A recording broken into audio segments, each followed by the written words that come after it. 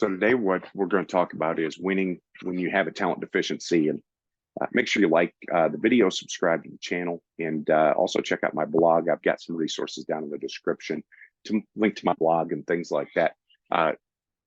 Every one of us is at a different place with our teams and our programs. And, I've been there where we're at a severe talent deficiency. And you're going to face that at some point in your career. In this season, you're going to play someone who has more talent than you at some point. Most of us will. Just about all of us are going to be in a situation where we're going to have a few games to several games a year where we're going to be playing teams that have more talent than us, and sometimes a lot more talent.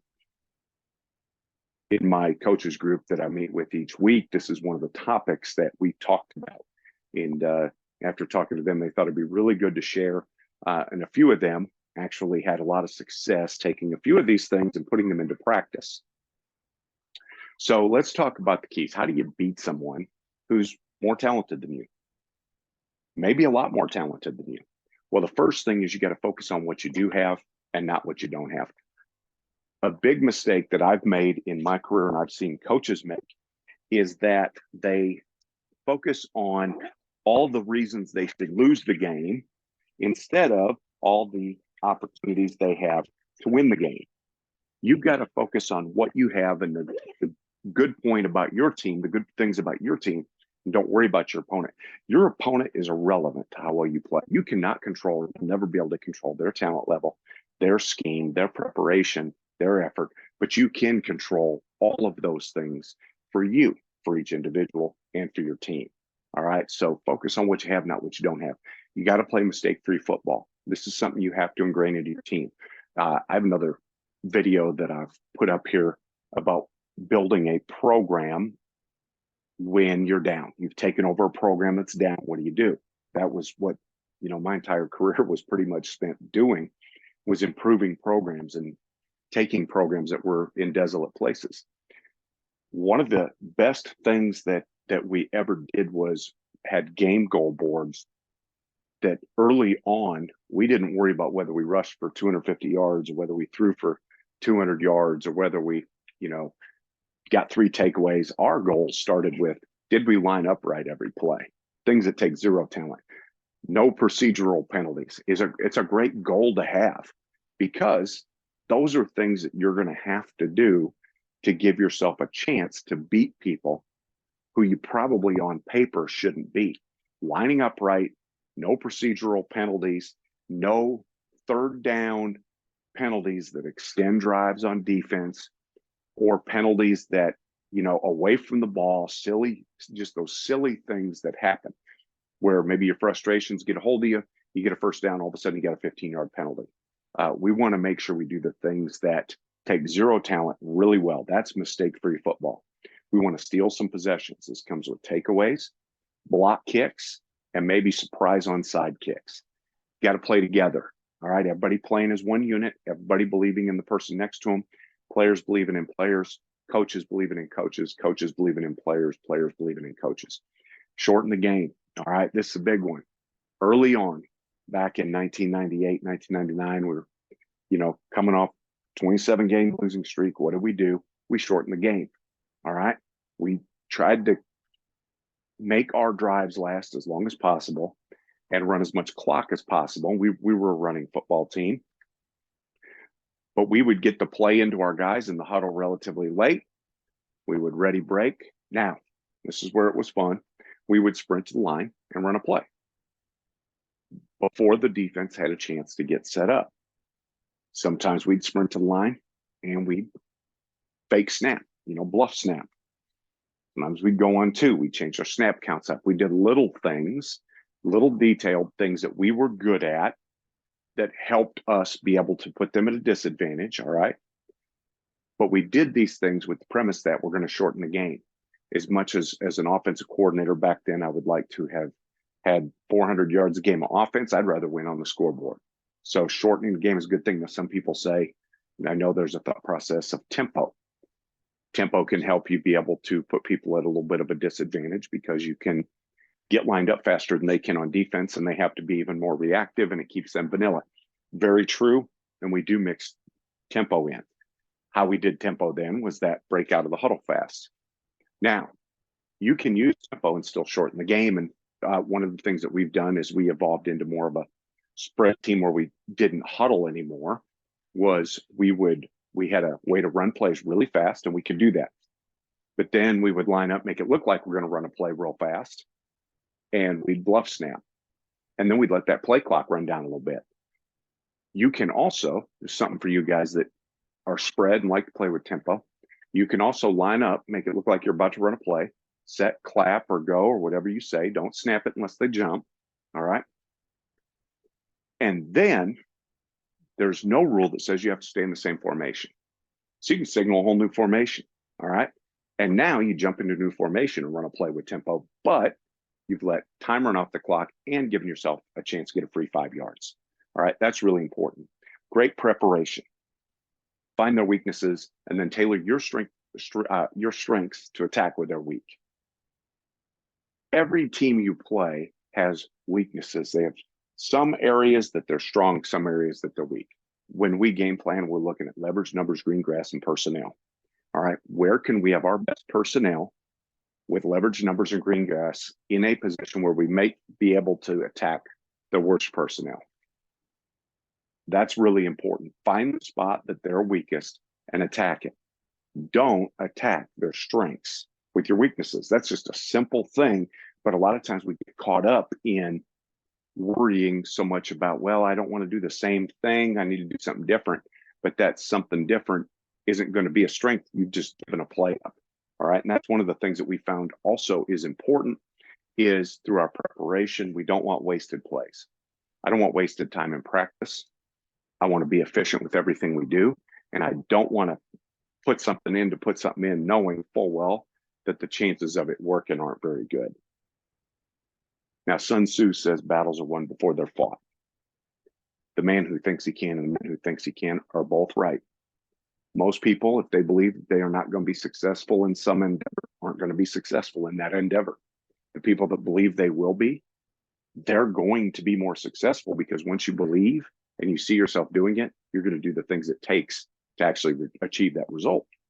So you have to build belief in the players. Now, it doesn't have to be belief that we're going to go out and win this game or every game. It's belief that we can play at our maximum level, at our highest level, every single play. If you do that, the scoreboard will be exactly where it should be, but you're going to beat some people that you shouldn't beat. And you're not going to lose people that you shouldn't lose to. All right. Now, when we talk about belief, we want to have a belief that you can play together, a belief that you are going to play as one unit. Because it doesn't take any talent to believe in the guy next to you. It doesn't take any talent to be positive with the guy next to you. It doesn't take any talent to hold the guy next to you accountable. All right. So we're going to believe that we can do those things. We're going to believe that we can play mistake-free football. Coaches and players have to believe this. That comes through your structure of practice, standards that you set, the expectations, and then the accountability. We are not going to jump off sides, and we're going to hold you accountable in practice if we do. All right. To get to the point where those are mistakes that we make in practice to figure it out so we don't make them in the game. But we're going to believe that we're going to play mistake-free football. We're going to line up right. We're not going to get procedural and pre-snap penalties. All right. Really, really important. We're going to communicate really well. We're not going to miscommunicate. And that's going to give you a chance to have success on a football play. You have to have coaches that believe in players. This is really important. Your coaches have to believe in the guys that you are coaching. And a big part of this is seeing them for what they can be, not where they are right now. Coaches have to believe that their players will believe in each other and that they will believe in playing mistake-free football. If you put a kid in, the guy's probably going to go outside, guess what he's going to do? All right. So coaches have to believe in players, and players have to believe that coaches believe in them. If a player thinks a coach doesn't believe in him, he's not going to play as well. His performance, he's not going to be able to play at his highest level. And that's our goal, is to play above our highest level, to play at or above what our max should be. All right. Now, a good friend of mine here in Lubbock, his theme with his team is max out. They're trying to be at their maximum in everything they do. And I think that's a goal, is focusing on you and winning the battle before it's fought. Finally, strategically or schematically, add a wrinkle that's going to get players excited. So this goes back to what we just talked about finding a weakness and then put something in that's going to get your guys excited, something that your opponent hasn't seen. We're going to do that every single week. We're going to give them a formation. We're going to give them something exotic that they haven't seen. We used to do that when we were huddling and 6 seconds from clap to snap and snapping the ball late, shortening the game. Well, one of the things we do out of that, because they've got to recognize formations and personnel, is we would break out. We would clap, ready, break, and we'd sprint the line, but we might be in a tackle overset. We might be in a 4-man surface to one side. We might be in a 5-man surface. We're going to give them something that they have to quickly adjust to. And that's real, and that's just a preparation thing to win the battle before it's fought. Because now, if we can do that and get a couple of big explosives, change the course of the game, and we're going to make them play slower. Running our base stuff. We may put a trick play in that gets the guys excited. We may say we're going to open with a trick play. We won a game a few years ago that against a team that had more talent than us, was really, really good. They're ranked higher than us. And one of the things that we did was we came out and ran a trick play. It didn't work. All right. It didn't work. But what it did was it slowed them down just a little bit. All right. Add a wrinkle that'll get guys excited. Couple little things. So last week, was meeting with a group of coaches, and one of the things that we talked about was if you play aggressive teams that have maybe aggressive linebackers, but they don't have great eye discipline, but they're really athletic, they're really fast, is use that against them. All right. How do you do that? Well, we talked about misdirection. If they're not going to get their eyes where they're supposed to be, but they're going to play fast, we're going to fake outside zone one way, run quarterback counter back the other way. We're going to run a reverse off of, an outside run. We're going to run a reverse pass. We're going to do little things, that are going to put them at a disadvantage. One of the things that we did that we had a lot of success with was we would bluff snap. We faced a team that absolutely loved to use pressure, and they're constantly timing blitzes, but we noticed that they do jump off sides a few times a game. Well, we ran a little tempo early to get them in that mindset. And that helped because they weren't able to change their defensive call. We got some more vanilla looks.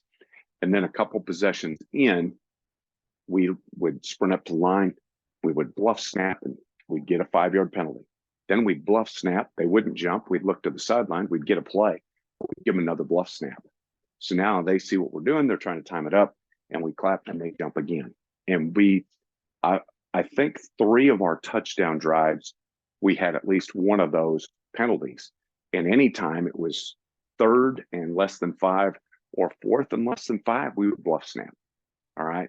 One of the things that we did was we had a team that we didn't really have a punter. We were playing a lot of teams better than us with good punt returners. We didn't want to punt to that guy. We'd line up in our offense. We'd bluff snap. Maybe they'd jump, maybe not. But then we'd quick kick. All right. Now you got to practice this and you got to protect it. But add those little things to get guys excited. All right. I'm not telling you got to add the polecat, although we did that one year too. Worked the polecat for a week, for the whole week. Spent about 15 minutes of practice. It took about 25 minutes to install on Monday, and then we spent 15 minutes after, kind of a post-practice deal where we ran some stuff out of the polecat. Tuesday, we incorporated it into our team period. Wednesday, into our team period. Thursday, we incorporated some of it. And Friday, when we played, second quarter, we jumped into it. We had enormous success. We're playing a team that we couldn't compete with up front, and this gave us a chance to compete, and we ended up winning the game and scoring more points than they scored more points that game than they'd given up all season. So that was really good. So these are little things that you can do to help win the game before the game's even played. All right, now special teams is a big part of this, and every week I hear guys. I've got a coaches group I meet with, and group of great guys, and we share ideas. And one of the things they always talk about is, why do you always have to talk about special teams? Well, what I do is I give them a few things that I saw during the week, either from them or from other games that I watched. A great way to win a game you shouldn't win is to block a kick, or block 2 kicks or 3 kicks. Really, really important part of playing the field position game. We want a short field for us, long field for them. Shorter the field, the more of a chance you have to score. If you are playing at a talent deficiency, it's a lot hard. It can be really hard to score and drive the ball 80 yards or 70 yards. But driving it 20 yards or 30 yards helps you. And we've won a game. We've won a few games over the years because we blocked some kicks. And I think it's really, really important. I remember one game in particular, we were playing far right away. We had 2 pick-sixes and 2 block kicks, and we only had 1 first down in the game, scored 38 points. So we got 6 takeaways on the day. We had a short field all night. They had a long field. We made them have to work for everything they got. Field punts. You got to get a guy that can catch punts. One year, we used a fullback. We were an I formation team. Our best guy catching kicks, the guy who could do it consistently, was a fullback. So that's who we had back there. Was he going to get a big return? No, he wasn't. I put another post out a few days ago about this, about the importance of fielding kicks. You got to practice it. You got to give it some time, either pre-practice, post-practice, but you got to have some guys that can catch kicks. I watched a game Friday night where I saw a team let kicks. They forced 6 punts and only fielded 1. And these were punts that were coaches are yelling Peter as soon as the ball's kicked. If you're that afraid, just go block the kick. If you're afraid of catching, don't put anybody back there. Just go block the sucker. All right.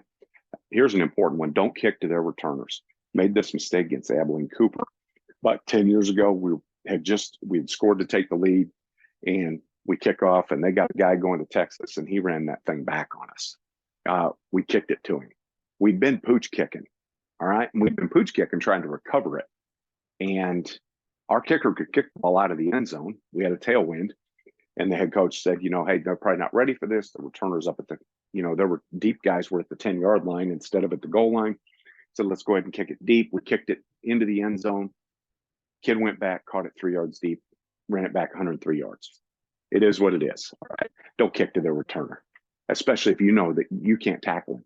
All right. If they have a really good returner, don't kick to him.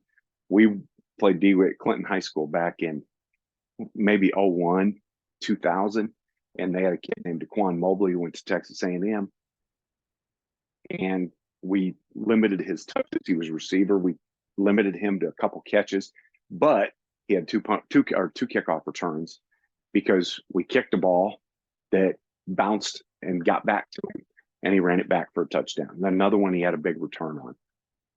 Don't kick to the returners. If you're not good at kickoff coverage, if you don't have a lot of talented guys, you don't have a lot of speed, you struggle tackling in space, don't put yourself in a position to have to do it. Remember, play to your strengths.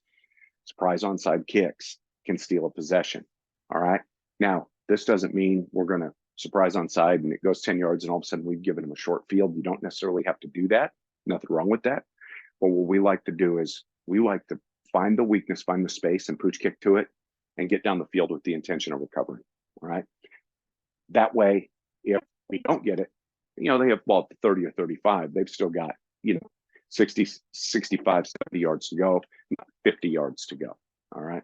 So that's a great way that you can take advantage. Don't worry about the scoreboard. Scoreboard takes care of itself.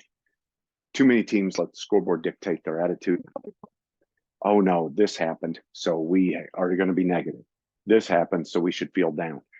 Scoreboard is the destroyer of confidence when you run a talent deficiency. All right, unless you happen to be ahead. Come out, play as hard as you can, regardless of the scoreboard. The scoreboard will end up the way it should be.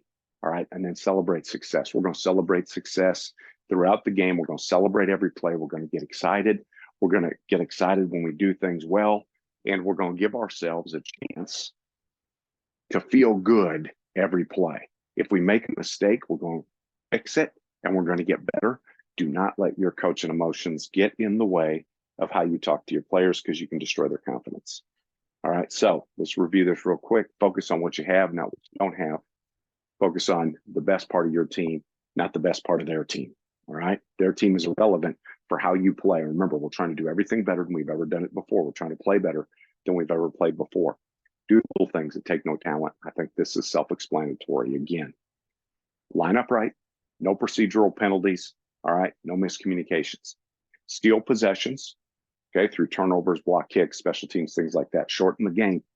The shorter the game is, the more you have a chance of being in the game. And that will create some tension for them. They think they're going to come out and blow you out, and all of a sudden it's a short game and it's 14-6 in the fourth quarter. You got a chance. That's the goal. Make sure you're doing everything you can do in preparation to get your strengths against their weaknesses. Don't go your weaknesses against their strengths. All right. And again, don't worry about the scoreboard. Again, I put some links down in the description, and I hope this gave you some things you can use. couple of the guys that I met with last week took a couple of these things, and that's what made me want to put this out there to help you to maybe when you get into the situation, generate some ideas on how you can be more successful when you're going to play someone better than you. And what was really fun was a couple of them took these things and were able to win games they shouldn't have won. One of them beat the number 5 ranked team in their state, and really stole possessions. They didn't make any mistakes, and he said it was fun to watch their kids just believe all night long. And they were 0-2 going into that game. So, wish you guys the best as you prepare. Let me know if there's anything that I can ever do. Check out my blog for more stuff on how you can maybe have a little bit more success with your team.